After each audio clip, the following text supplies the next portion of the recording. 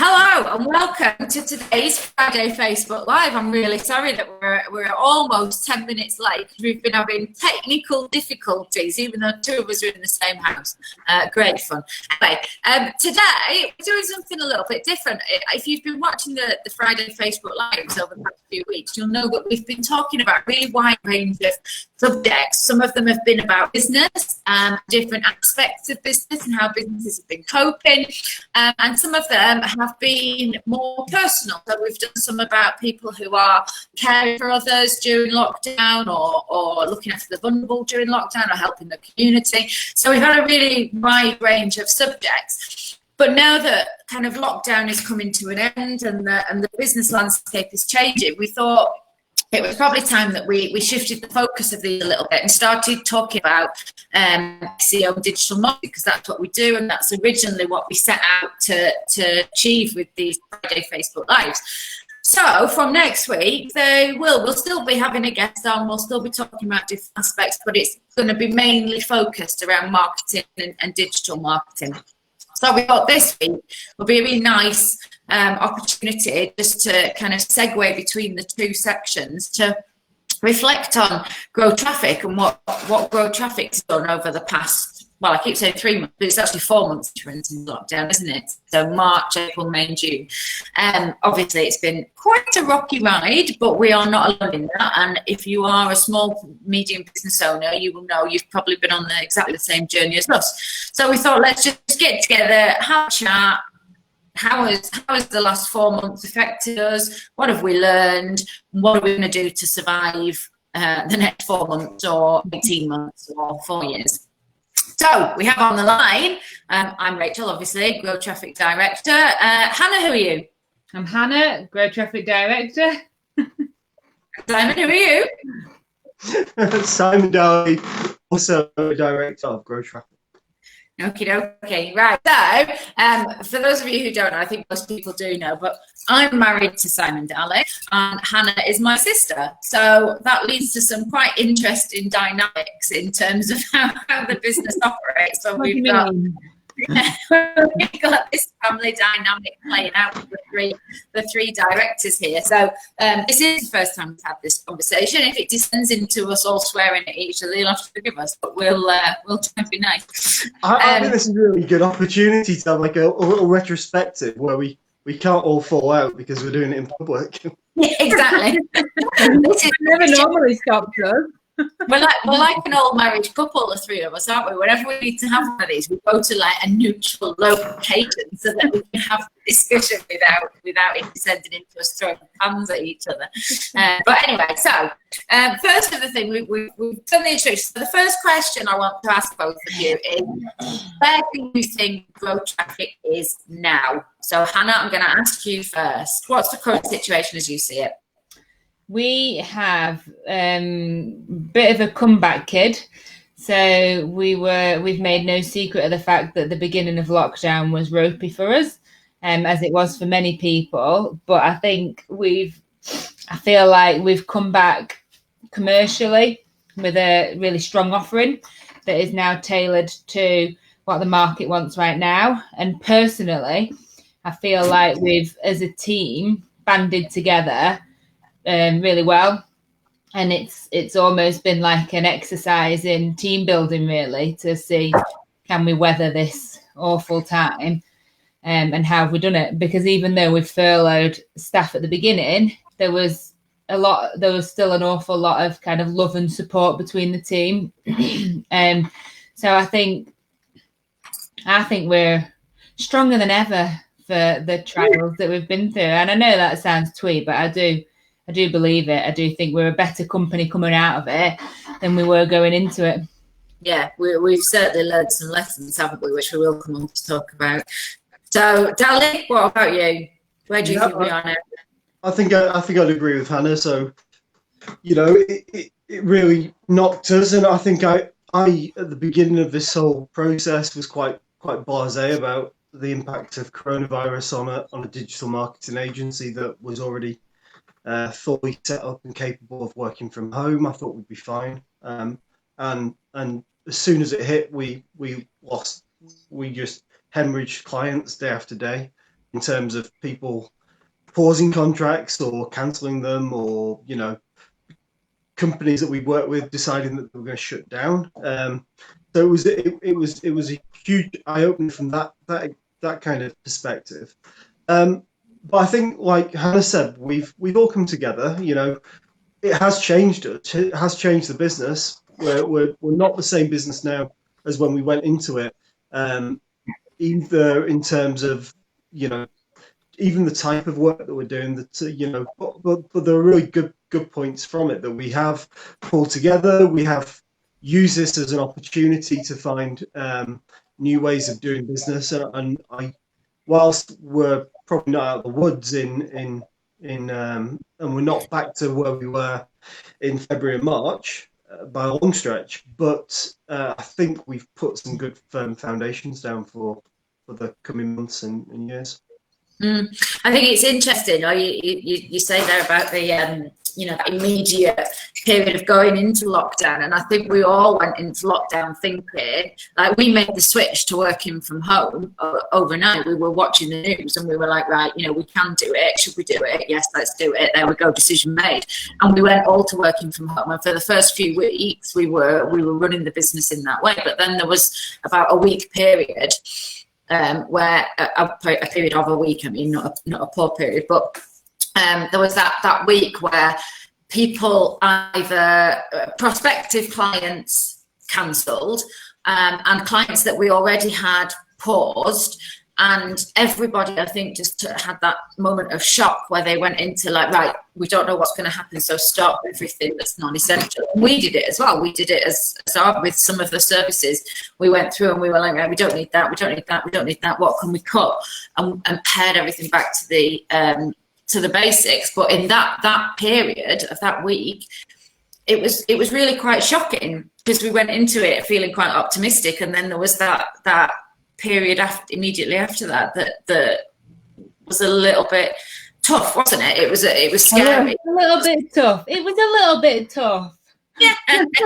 It was shocking. I felt we all reeled from it, really, and especially like in the couple of weeks before lockdown, and when they'd announced that they were going to close the schools and stuff. Like you say, we made the shift really easy, and one of our colleagues was already really paranoid. One of them was living with someone who was immunocompromised. I was in my first trimester of pregnancy. So we would already kind of thought, for the safety of ourselves, let's stop doing this. And this is probably going to be a bit weird for a while. And then that week, just all hell broke loose, really.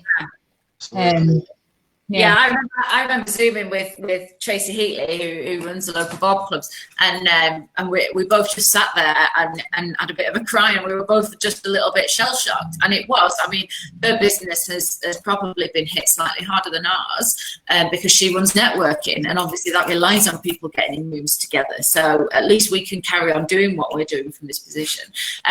But yeah, we both overnight had gone from knowing what the land was like and knowing what was going to happen to the ground had just shifted out from under us, and nobody knew what was going to happen, and everybody was sort of everybody was shell shocked, and everybody was sort of looking around having those conversations of what the hell are we going to do? What on earth are we going to do? Well, I think out of that, I feel like as a business community over in Lancashire and over here in Rotherham, Sheffield, I feel like the community of business owners banded together so well. There was a real spirit of camaraderie. I mean, we immediately lost all our routes to market. So went out. I mean, we didn't know what was going to happen with networking, but as soon as it was online, we really doubled down on just getting out and speaking to people and offering our support, offering help, and free consultations and anything that we could do. And we kind of changed up the support that we were offering as well, didn't we? So we changed up the product, introduced more kind of entry-level products, introduced products that would assist people during this time. We pulled together a whole kind of COVID suite of products. Yeah, so dropped some prices. And that was partly because we wanted to support other people, but also partly it was a bit of licking our own wounds. I think by going out and speaking to other people, it was a way of us reassuring ourselves that it wasn't just us, and everyone was in it together, and it was shit for everyone. And But I think that was a nice thing that came out of it, that we all became a little bit less competitive and a little bit more friendly. Yeah, and I'm pleased that we were. Sorry, Rachel. I'm pleased that we were able to do things like we got on board with the Rosendale Connected project and helped build websites for them. We supported, all those little community projects that where the community have come together to support people. We've been able to get involved in that as well and offer, our resource to support it. Yeah. I have said it several times over the past few months that I think without the networking and without the support of that business community, it would have been a hell of a lot harder, because sometimes there's just that comfort, isn't there, in having a chat with somebody and you can't make anything better and they haven't got any answers either, but you're just having that kind of, isn't it shit, I don't know what's happening. Yeah, no, I feel exactly the same way.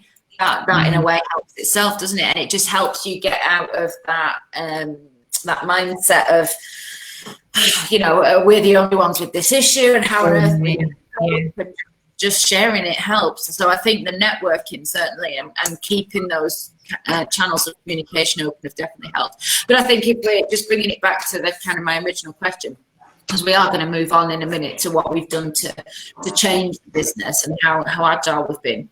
But we had a kind of 2, 3, 4 year plan set out. We'd done this big course with Edge Hill University where we mapped out our service offering and our pricing and our customers and everything, and we'd put in place this plan for growth, where we were going to have X more number of employees by the end of the year and X more clients and blah blah blah. And obviously all of that, we haven't scrapped it, but it's on hold for the time being. And I feel that the business now is kind of about where we were 12 months ago in terms of customers and revenue and staff and everything else. And so that's been quite a hard thing to deal with, because you think we'd worked so bloody hard to get ourselves to the point that we were, and we've effectively taken a step back.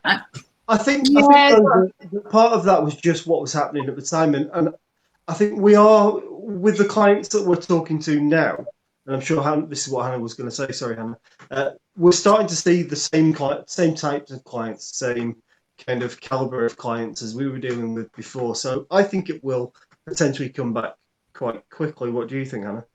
I was going to say, yes, we took a step back, but we didn't close. Yes, we had to take a step back, but we weren't. We'd got ourselves into a good position that if this had happened a year ago, we'd have been really fucked. And we were.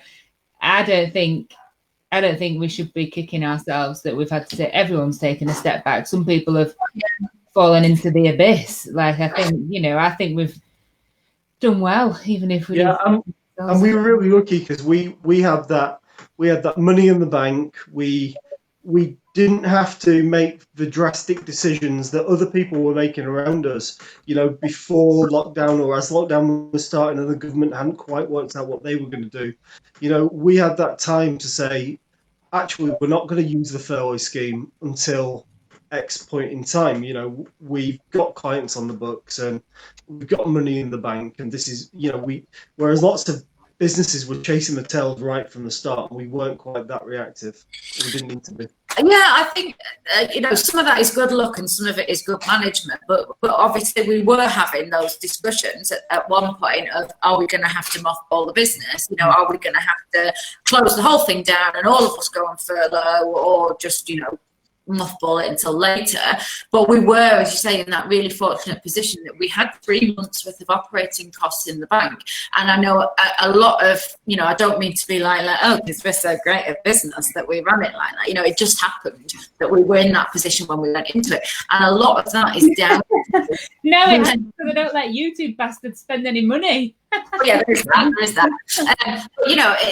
It is because obviously the business was managed well, yes, but I'm not trying to be holier than anybody else, because a lot of it, a lot of the businesses, the cafes and the businesses in Bacon where we live, it's just that they are brand new. Some of them have been open 3 to 6 months, and that is the reason that they don't have that money in the bank. We have just been going long enough to be in a slightly more secure position. And it's really fucking tough. And that's the thing when I feel for businesses like that, when they've been putting their heart and soul into opening and getting going, and they've just done it, and then this hits, and through absolutely no fault of their own, they're not in that position to keep going or to, you know, even mothball. If you're in debt, we were really lucky that we don't have debt. You know, whereas if you've got debts to pay, you have no option but to keep going, do you? So you guys have just had the floods as well. Like, that's just a double whammy, isn't it, for some of those businesses with premises in Bake-Up where they were flooded in January. Was it January? And then like it was just drying out, and then this. Yeah, the old boot had only just really opened, hadn't it? That cafe. So there is that. There, you know, and I've been saying this all along. I recognise that yes, we have had setbacks. We are 12 months behind where we thought we would be at this point now. But we are still so much luckier than a lot of the businesses that I know. And I do keep doing that counting our blessings thing. Yeah. So yeah. I don't think we're 12 months. I think we might perceive ourselves to be at that position, but quite quickly it will come back, and it is coming back. You know, the level of quotes that we're putting out at the moment, the people that we're talking to, what the pipeline looks like, I'm quite confident that it'll come back quite quickly. Yeah. Okay. Well, what happens with the economy. Yeah.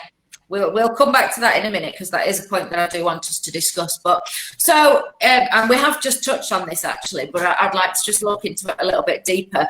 My next question on the list was how do you think GrowTraffic is comparing now to a lot of the other businesses around us? So we, as we've already mentioned, we network with a lot of SMEs and some even larger businesses that we network with. How do you think we're comparing to those other businesses that we talked to? Hannah, first.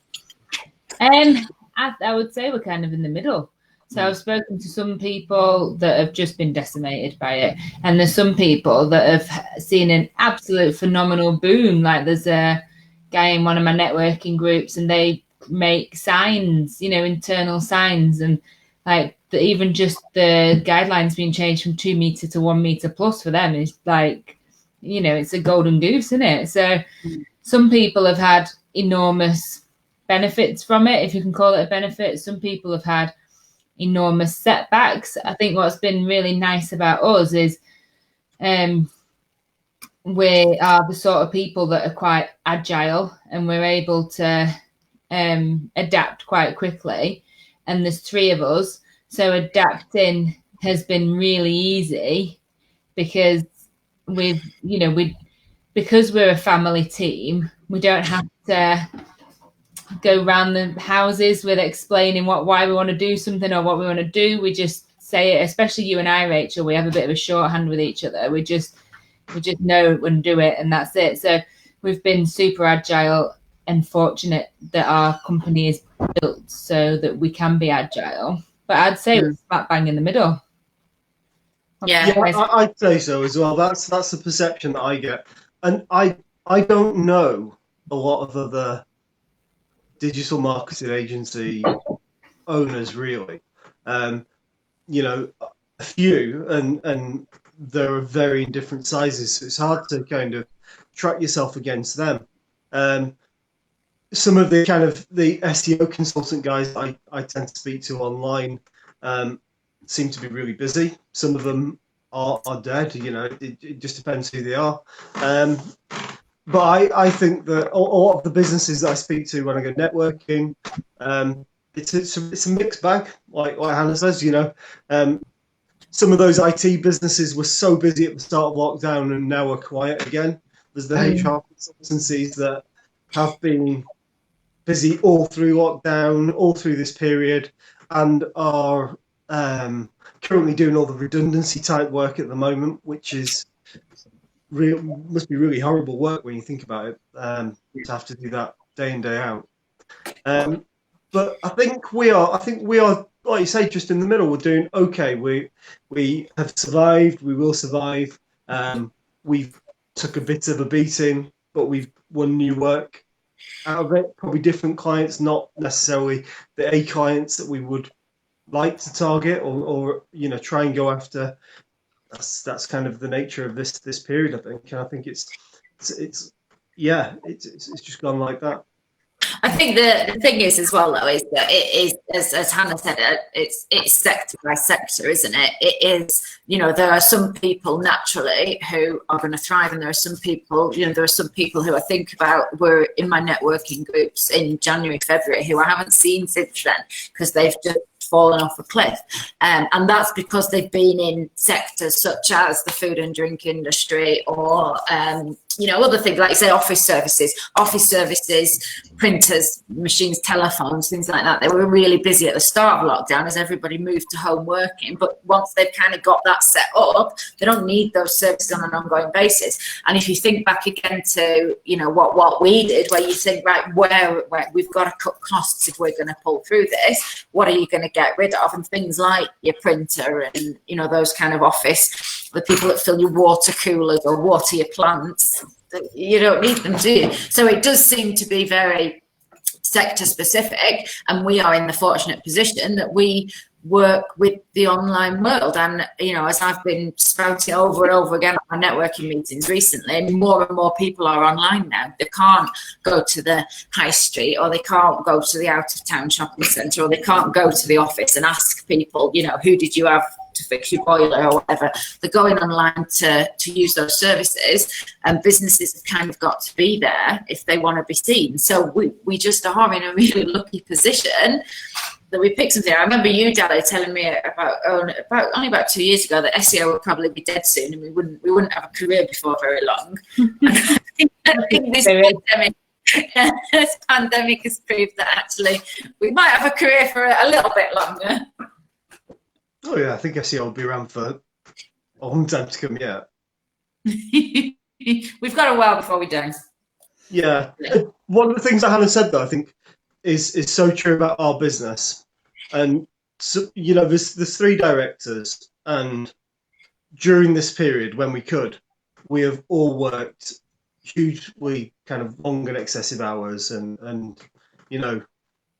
the business has benefited for that, and for a lot of businesses where it's a small team and it's perhaps just one director, there's only a finite amount of hours that you can actually put into to save your business, and we tripled it in many occasions. I've pulled 19-hour days for days in a row. I've pulled all-nighters a few times during this period. And I know we've all done things like that to get us over to the next point. You bring me on to my next question. It's almost like you haven't even read the questions that I sent out beforehand.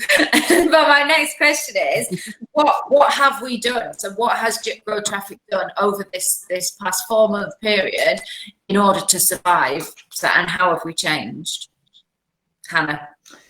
Well, the main thing we did was we looked at what our target audience, or not even our target audience, what the business world needed now. So very early on, we, like Dalley said earlier, we changed our packages. So we reduced contract lengths because we thought people weren't going to have the cash to commit to long-term contracts. We reduced monthly spend drastically. We put on some discounted offers. And we looked at the sorts of work that people would want to be doing, and we decided that people would be cutting back and maybe be wanting some more DIY type packages. So whereas our packages beforehand and our services before were focused on us doing the work, we switched up and we looked at how we could empower, I hate that word, we could enable business owners to do the work themselves. So we provide strategies and training and guidance and one-to-ones and calls and stuff. And they that's all they pay for. We've done a lot more pay-as-you-go type work. So just by taking a kind of different approach to our core services, we looked at what the market wanted and gave them that, really. And that was a good move, I think, because it raised our profile, it won us business. People are coming back to us now. It kind of gave people a taster for what we were doing. We also started doing stuff like this. So bringing people together to have honest conversations and kind of, support each other. And either if you're on the Facebook Live, or if you were watching it, or if you've watched it afterwards or commented or whatever, I think I really like that we brought people together. I can't think of anything else that we've done. We've worked our asses off. We have worked our asses off. And just on that point, if anyone watching would like to ask a question or has any comments, please do put them in the comment box, and we will do our best to answer them. But you're right, and we mentioned it before. One of the things that enabled us to do that was the fact that we were so agile, and we were able to very quickly make decisions. We don't have to go through a board or have meetings. We just ring each other up and say, "Do you think we should do this?" Yeah, right, let's do it, and then it's enacted. So that's been one of the massive things. But what you said there, Hannah, and this is what I was saying to people at the very beginning of lockdown, time and again, don't just do what you want to do, or don't produce the content, or don't produce the services or the products that you want to do. Listen to what your audience needs now, and be the company that your audience needs them to be. And our audience went from having money that they could just say, yeah, just write our blogs, or just do our social media, or just optimize the website, to all of a sudden they had to cut that back, and they needed to do it in-house. So we switched from saying, right, well, give us X £100 a month and we'll do it for you, to, right, here's a £60 a month package if you want to do your SEO or you want to do some social media. And just that, I think that whilst that meant our revenue went down, it kept us going, and it kept us relevant, and it kept us helping people. And like you say, we have helped so many people over the last 4 months, which is one of the things I'm really proud of. And those people will come back, and they're even people who haven't necessarily had any money, or they've had 100 quid or whatever. You've provided them with a service, and you've been there at a time of need, and they will come back when they have some money, and they will keep us going. So I think that's been a really important aspect.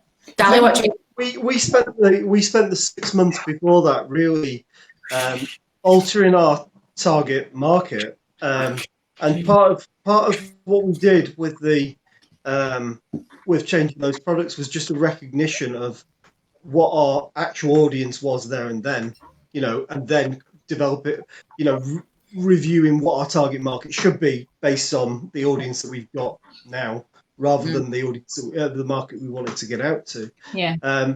So I think, and that's a great thing to do. It's a reactive thing to do, and proactive in that situation.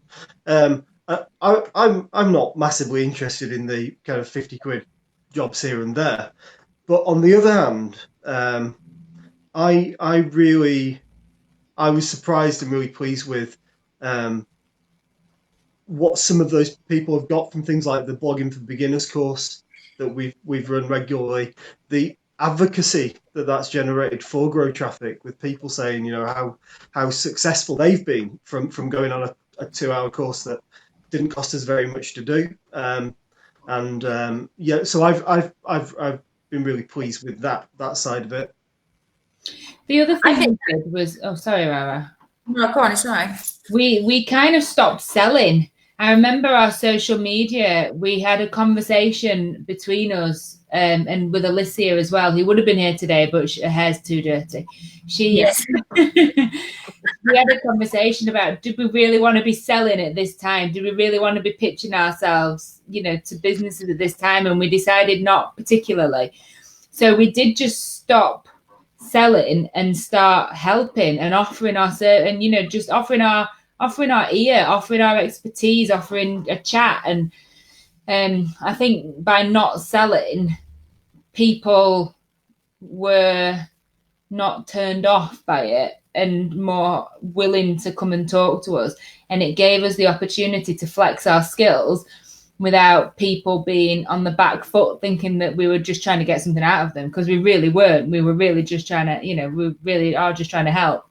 And I think that led to the relationships that we have that have come out of it have been more casual and more friendly and less business-like, and the way that we're speaking on public social media has been more casual, less business-like. And I think probably the culture of GrowTraffic, if it could get any more casual, I think it probably has done.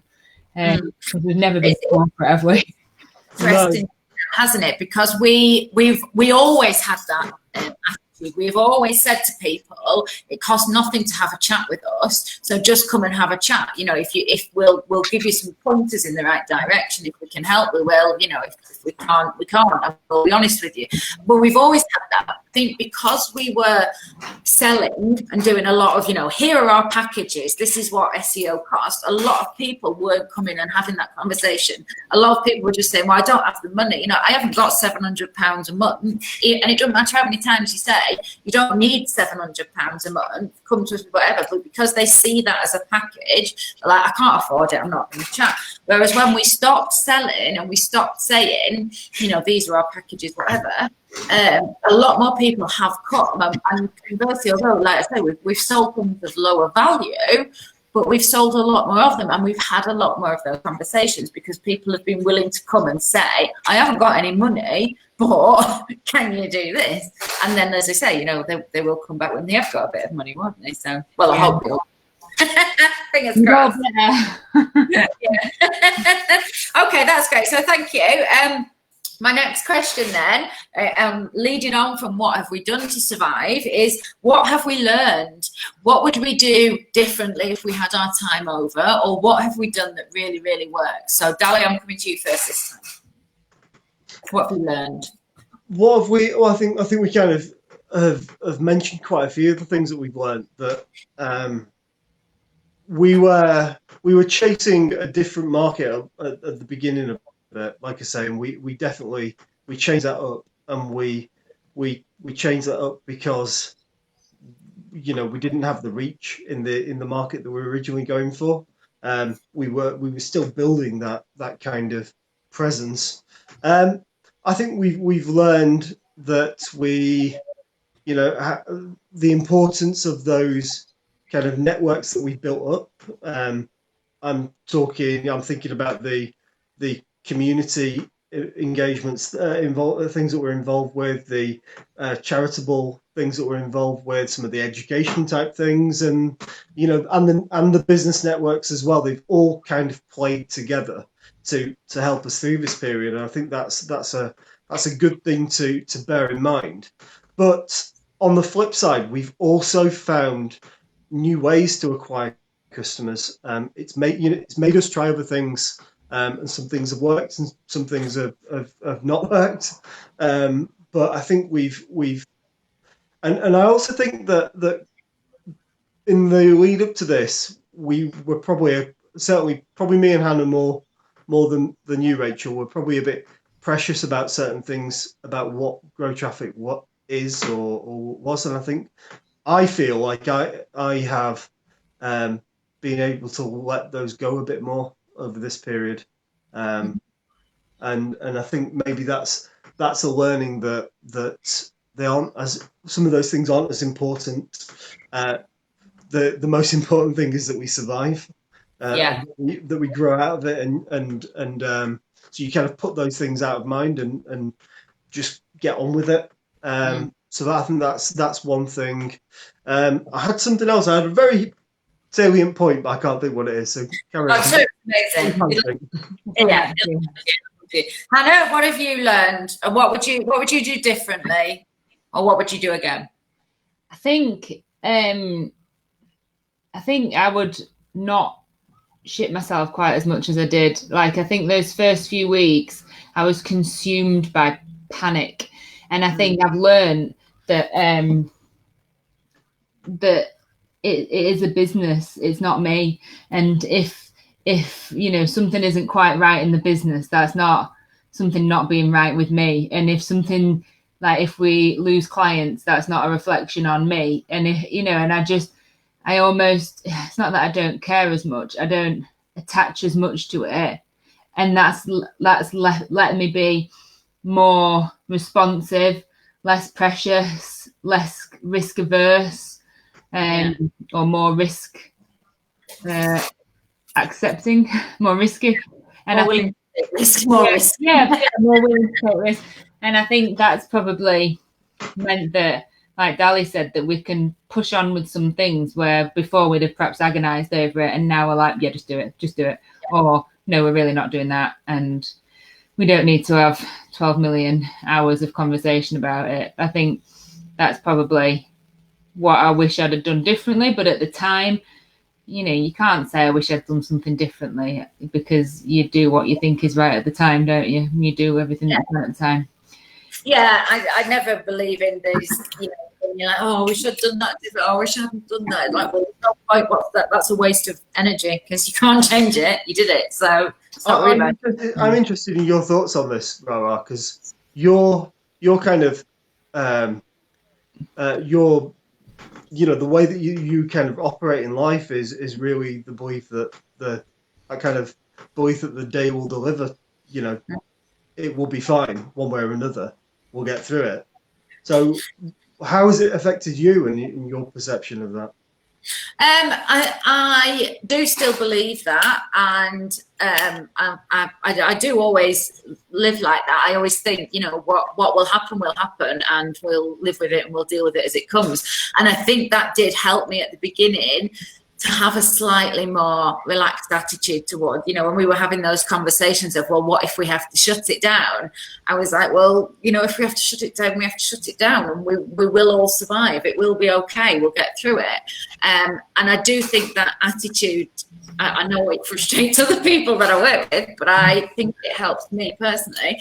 But I remember saying at the beginning, you know, I think, right, we've built this business up before, we've done it again. If we have to start from scratch, then we will build it back up again. And I do feel like we did have to do that. I felt that there was a period where it had all just come down. We had hardly any clients and hardly any money coming in. And if we hadn't had that furlough scheme, we would not have survived. We would not have been able to pay the staff.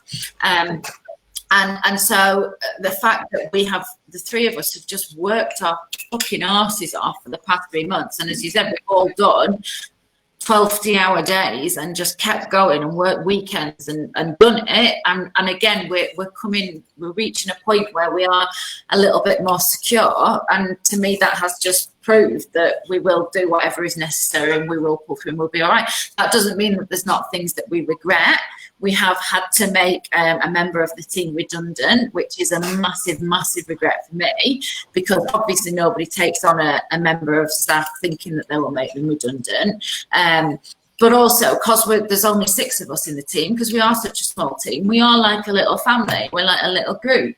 And to be losing somebody is really, really tough. And to be losing somebody in this situation as well is, you know, when you're making somebody redundant in the current climate, that does not sit easy with me. So the human bit has affected me. And also, I've known that you two have been incredibly stressed. I've known that although, you know, Alicia, Chloe and Jamie have been on furlough, they've had all that uncertainty of not knowing what's coming as well. So whilst the kind of the finances of it and the businessy side of it, I always think that'll play out and that'll be all right.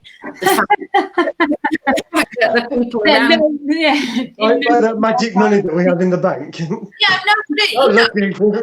But you will, you know, I mean, if this is the thing, Hannah and I have both been in a position where we've seen businesses fold, and we've had the bailiffs knocking on the door, and they've took, you know, the cars and the house and everything, and we went and lived with grandparents, and we'd be right, you know, although it would be bloody tough. I'm not saying it wouldn't be bloody tough, but if we lost the house, we'd still be all right. Somehow we would muddle through. I've seen the worst happen, so I know what the worst is. I know what it looks like, and I know that you still survive it. So that bit doesn't scare me. It's interesting though, because I will do absolutely anything to avoid that. You're like, well, if it happens, it happens. And I'm like, that is not happening. And I remember Chris Clark saying, Clark, isn't it, his surname? Saying, if you're sitting there thinking, well, if we have to take a roll back, we have to roll back and blah, blah, blah, and it's not going to be the end of the world. If that's the conversation that you're having in your head, then you've accepted defeat. And at that moment, I thought, we are not rolling back this business. We are not going back. I'm not losing it. We're not, you know, and that was like a big shift in my mindset, really, to helping to pull GrowTraffic out of it. That session. But I don't think that much thing, but I don't think don't take my attitude of that as being blasé, because I don't think I've just sat back and gone, well, whatever will be. You've been so lazy. Yeah, I've said I'm not scared of that happening, Yeah. but I've still worked my fucking arse off to ensure it hasn't happened, and to pull it through to the best we can. So I just mean I'm not frightened of it. It's not a thing in my head. But yes, I am absolutely determined that it's not going to happen, because I care about the people aspect, I think, because I didn't want anybody to be stressed and worried and not able to pay the mortgage and what have you. So yeah, I think for me that would be the main thing. So it's just a different thought process. It is just a different thought process. And Hannah and I have that same kind of. We will proactively kind of plan things out and try to strategize and do it that way. Whereas you're just more you're not thinking it's going to fail. You're just thinking, I know that if I just keep doing, it will be okay one way or another. Yeah, exactly. Yeah. But I think whatever our motivations are, I am really proud of the fact that we have all pulled it out of the bag, and we have all, put those hours in and worked our asses off and changed what we're offering and reacted and said, right, how are we going to survive? This is what we need to do. Right, let's just bloody do it. And I think that is, there was no, well, I think we should do it a different way. And I don't think we should do it. And, there was no arguing. As Hannah said at the beginning, we have all just, it's like, right, the chips are down. Let's just pull together and do what is absolutely necessary to get us to it. And then we'll deal with whatever fallout there is later. Although actually, I don't think there has been negative fallout. I think we have, obviously there's things that we've all got to think about and deal with and think about, which brings me on to my next question. How is GrowTraffic going to navigate what's coming? Because as we all know, there is a recession coming over the hill. We don't know quite when or how bad it's going to be. How are we going to get GrowTraffic through it? Hannah first. I am a lover of process, and I believe that if you have a strong process, you can apply that in any situation. And so I think the process that we have of adapting and reviewing our commercial offering will carry us through. So I don't know how we're going to get over it, but I know that we will. And I know that we'll apply the same methods that we applied this time, and we'll get over it. Or we won't. Yeah. Ali, what do you think? I don't massively buy into always using the same processes. I sometimes think you just got to put your head down and then see what happens. As long as you're doing it in a strategic manner, that means you're going in the right direction, and you understand that. I think there's loads of opportunities for us now. We have a methodology that we kind of stick to roughly that works for our clients. There is a kind of changing market, changing kind of tactics in terms of the services that we deliver that are going to start to apply in the coming years. So I think people are going to seek us out to help them out with a number of different approaches. I think there's plenty of opportunities there.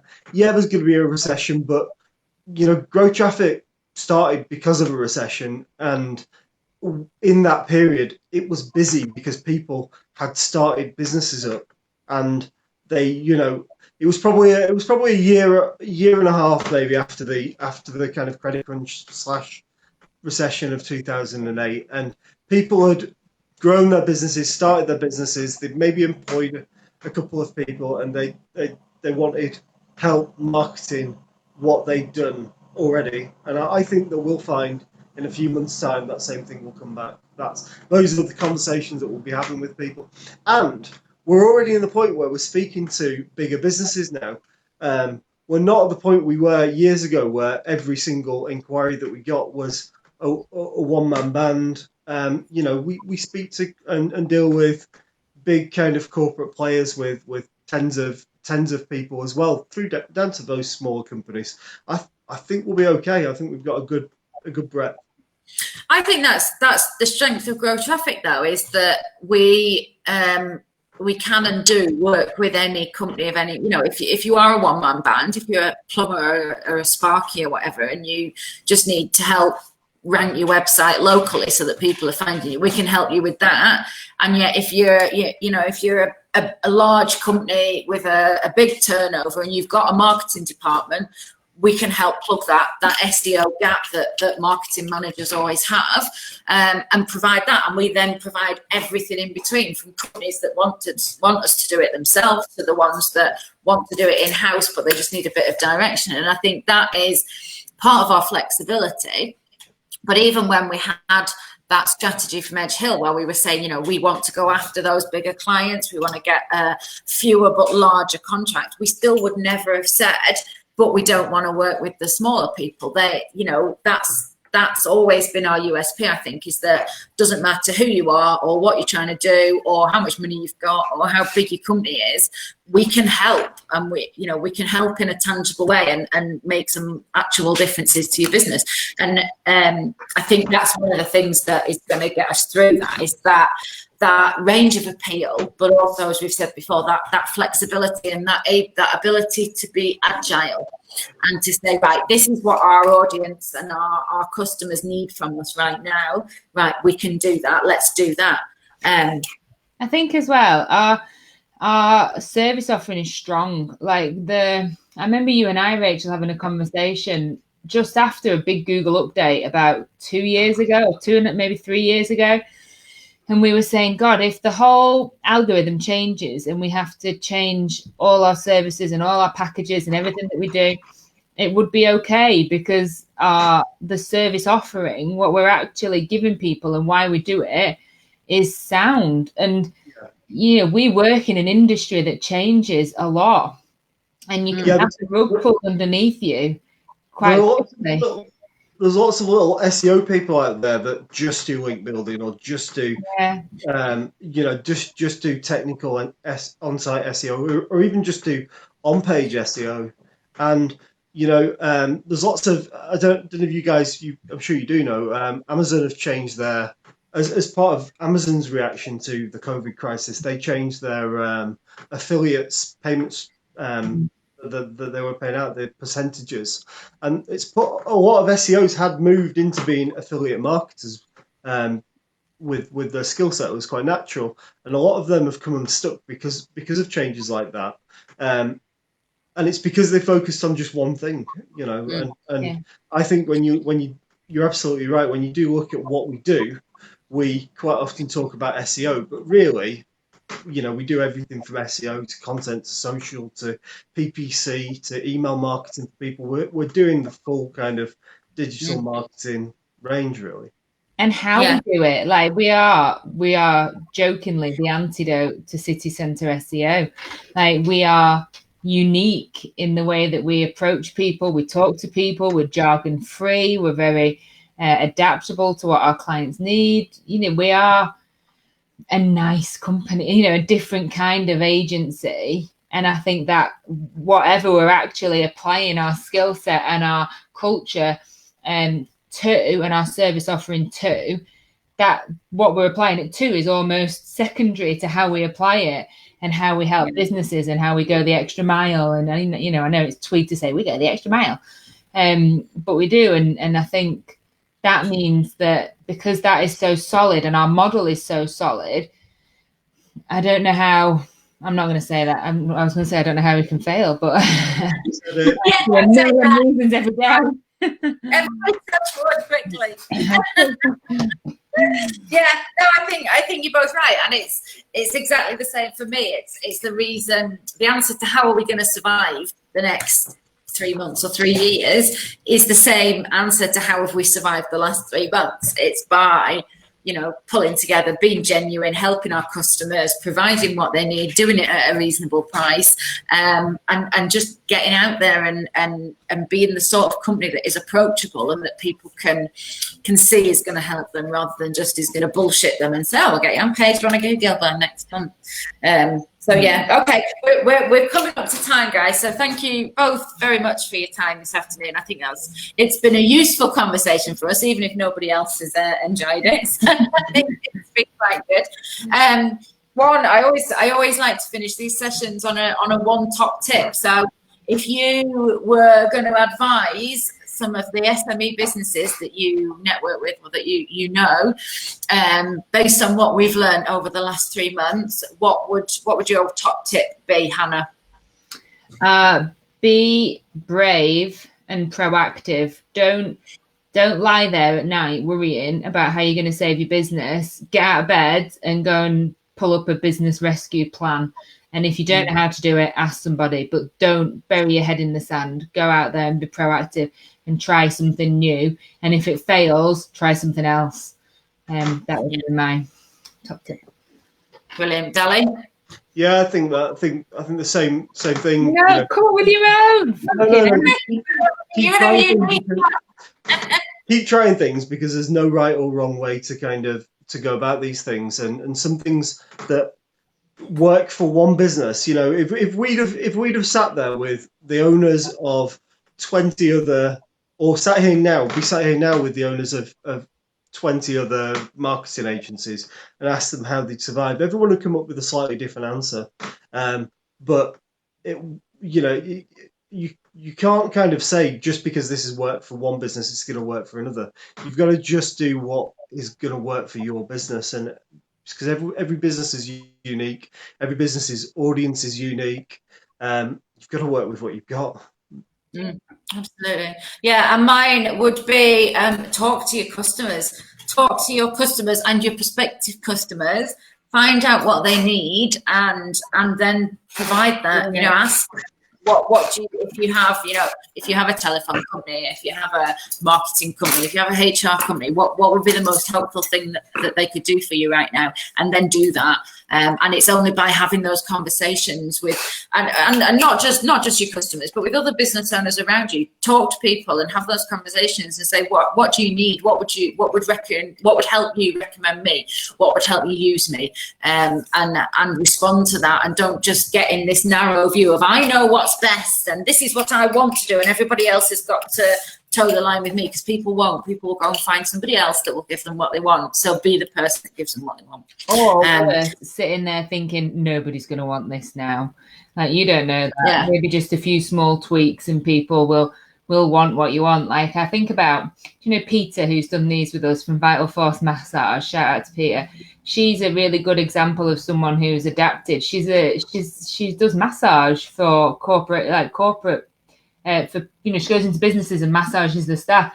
She couldn't do that, but she started doing selling homemade face creams and things like that, like her own little homemade toiletries range, and she started doing virtual self-massage classes. Like, that is just a perfect example of, I'm going to use the word, pivoting and adapting and thinking, right, people do still want it. She could have sat there and gone, nobody wants this, but actually she found a way of delivering her specialty to a willing audience. And like that's what you need to do. Don't sit there, try something and give your customers what they want in a way that they can access it. And how awesome is it that so many people have learned to go online, to use digital products to communicate in ways that we've never done. We've fast forwarded like 5 years in terms of adoption of tech, and I think that's got to be a good thing for our business, but also for many other businesses. You can see the businesses that are coming through this are the ones that have done that have adapted, that have moved online, that have found a way of keeping, if they can't keep selling to their audience, they've kept talking to their audience. And those are the ones that have still got a business to come out of. And we said this right at the beginning, and you can see it coming true now that we're hopefully nearing some sort of end. So yeah, absolutely. Right, we are up to time, guys. So thank you so much to both of you for that honest and open discussion. Thank you that we didn't get very sweary. Thank you. So next week for our Friday Facebook Live, we'll be back we have Simon Dalley hosting next week, and he's talking to, is it 2 or 3 other SEO consultants? 2 or 3 other SEO consultants. Not about SEO. It's got this plans, as you can tell. On the GrowTraffic Facebook page, we will start listing the events. As I said, there will be about SEO and digital marketing, but actionable things that you can use in your business every day to help you grow your audience and do all the things that we've just been telling you need to do. So thank you. Also, can I just say, if you love me and Rachel and you can't get enough of this rambling, join us on Mondays at 3 o'clock for Shooting the Shit with lovely Marisha as well, where we talk all things business and feminism and generally have a rant, and it usually gets incredibly inappropriate. So that's Mondays. It's quite inappropriate and quite swearing. Yeah. I like them. They're quite good. Oh, thank you. Yeah, well, I'm surprised. yeah, thank you. Right, thank you.